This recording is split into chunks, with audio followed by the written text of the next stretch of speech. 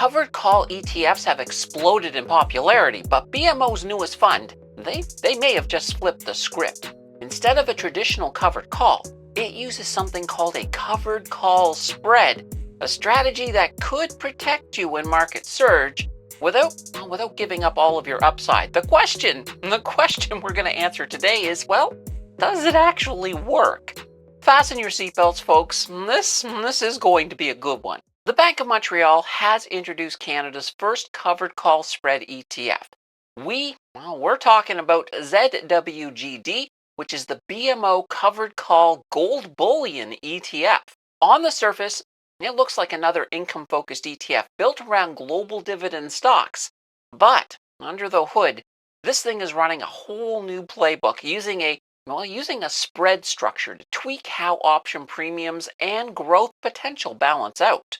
So today, we're going to break down first of all, we want to know what a covered call spread really is, why BMO built it this way, and whether it can actually solve the biggest problem investors have with covered call ETFs.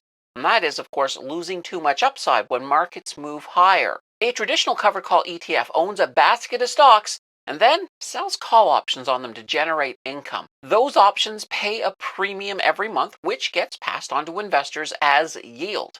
The trade-off is that if those stocks rise above the strike price, the ETF has to sell them or miss out on extra gains. In other words, you get income, but your upside gets capped. Now, here's where ZWGD tries something a little bit different. Instead of stopping at the call sale, BMO adds another move. They buy a second call option at a higher strike price. That creates what's known as a call spread. Think of it this way. A regular covered call is like parking your portfolio behind a speed limit sign. You'll never go faster than that cap. But a covered call spread moves that sign just a little further down the road. You're still collecting option income, but you've given your portfolio a bit more room to accelerate before hitting the limit. This structure, it does reduce the premium income a wee bit because, you have to spend some of it to buy that second call. But in return, it can soften the drag during strong market rallies. You still have a yield engine, but it's tuned to run smoother instead of just louder. From a risk perspective, it's also a bit more balanced. By buying that second call, the ETF limits how much it loses if the market suddenly surges and those short calls get exercised. It's essentially a way to cap the cap, limiting the pain of giving up too much upside while still earning premium income. So instead of a one-dimensional trade-off between income and growth, the covered call spread adds a third dimension: control. It gives portfolio managers more flexibility to shape how the ETF behaves in different market conditions. A sub to the channel is the best way to spread future content. At the top of the video, I asked that question, does it really work? Well, now it's time to find out. We're going to put ZWGD to the test and see whether that covered call spread actually does what it promises, limiting the upside loss that traditional covered call ETFs are kind of known for. And since we're dealing in gold, this is the perfect battleground. Gold stocks can move fast, and when they rally, they rally pretty darn hard. That makes them a nightmare for regular covered call strategies because those quick surges often mean missed gains and capped upside. So the real test is simple. Does ZWGD spread design, does it help keep more of that gold-fueled momentum? Or does the extra option layer just eat into returns without delivering much benefit? To see how well ZWGD's strategy really performs, we'll compare it directly against BMO's ZGLD, which holds the same underlying gold equities, but without the covered call spread. That way, we can see exactly how much performance is gained or lost from layering on this option structure. And of course, since both ETFs are tied to the price of gold bullion, we'll also stack them up against the price of gold itself, because if the metal is soaring while the ETFs are lagging, that tells us a lot about how much upside this spread is really leaving on the table. So, without any further ado, let's do this. All right, so we're about to put those numbers to work. We will be looking at that time frame from May 27th until, well, October 21st when I pulled the data for this video. The reason we chose May 27th is that's when this new ETF launched. So we were kind of limited by that. So let's put those numbers to work. So of course, between May 27th and October 21st, 2025, both gold and the ETFs tracking it, they absolutely had an incredible run. Gold surged from $4,591.91 all the way up to $6,114.85. And that, folks, that translates into a 33.17% return. Holy banana bread. That's pretty good. And that's the bar. That's the bar. I can tell you right now, I don't think either of these will hit that bar. Now let's look at BMO's ZGLD. This is the one that holds the gold, but without, of course, the options overlay.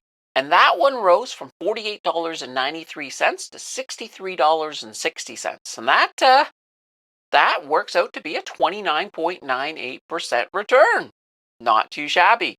Of course, they were beaten by gold, but that's still not a bad number. Now enter ZWGD, the covered call spread version. Over that same period, it climbed from $29.84 to $37.20, giving investors a 24.66% ROI or 26.76% total return once you add in those dividends. So it does have a yield. Its yield sits at around 3.9%, paying out 12.5 cents per month. It's a nice bit of income, but as expected, that income came at the cost of some upside. We can clearly see that here. Oh boy. And that's really the heart of it. While gold and ZGLD both took full advantage of the rally, ZWGD lagged behind, showing that even with the spread structure, the ETF still gave up some growth potential. The call spread did seem to protect a little more upside compared to a traditional covered call, but it couldn't fully escape the laws of options math. You simply can't collect premiums and still capture all the gains while the underlying asset takes off. Another important point we probably want to take a look at as well is the fees. So ZWGD has a MER, a management expense ratio of 0.73%, and that is more than triple ZGLD's, which is at 0.23%. So that income cushion, it comes at a price. When you combine higher fees with the reduced upside, it makes this ETF less about chasing maximum returns and more about managing volatility while collecting steady monthly cash flow. So yes, the spread strategy, it works in the sense that it softens the impact of rapid rallies, but it's not a magic bullet. The trade-off is still there, just a little bit more refined. So what's the verdict on BMO's ZWGD? The results so far are promising, but yet they do come with a big asterisk. Our data, it's covering just one snapshot in time from late May to late October. Gold had a massive rally and ZWGD did what it was designed to do. It provided solid income and participated in the upside, just not all of it. That's the cost of writing calls, even with the spread structure in place. The cover call spread does appear to offer a gentler balance between income and growth. It gives investors a bit more room to run when markets climb, while still delivering that steady monthly payout.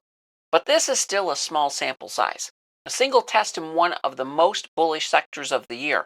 To really know how effective this strategy is, whether it can consistently limit upside losses and, well, provide a smoother return profile, we'll need more time, more data, and more market conditions, because something tells me that this is not going to work as well during a flat market. But then again, we don't have the data to support that claim, so take it with a grain of salt. It would also be very interesting to see how this approach performs on a more aggressive covered call strategy.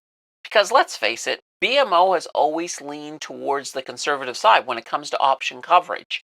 A fund running higher call coverage or using spreads more dynamically could reveal just how far this concept can really go. For now, ZWGD feels like a thoughtful experiment, a potential evolution in covered call design, It's not a game changer yet, but it's definitely worth watching. If BMO refines this model across other asset classes, we might be seeing the start of a new chapter in income investing. But then again, maybe we're not. If you are interested in the ETF that we looked at today, don't forget to put in a whole heaping helping of due diligence before you place any of your hard-earned money on the table. Let's continue that learning journey by checking out my favorite top 5 covered call ETFs. Thank you for watching, and I will see you in the next video.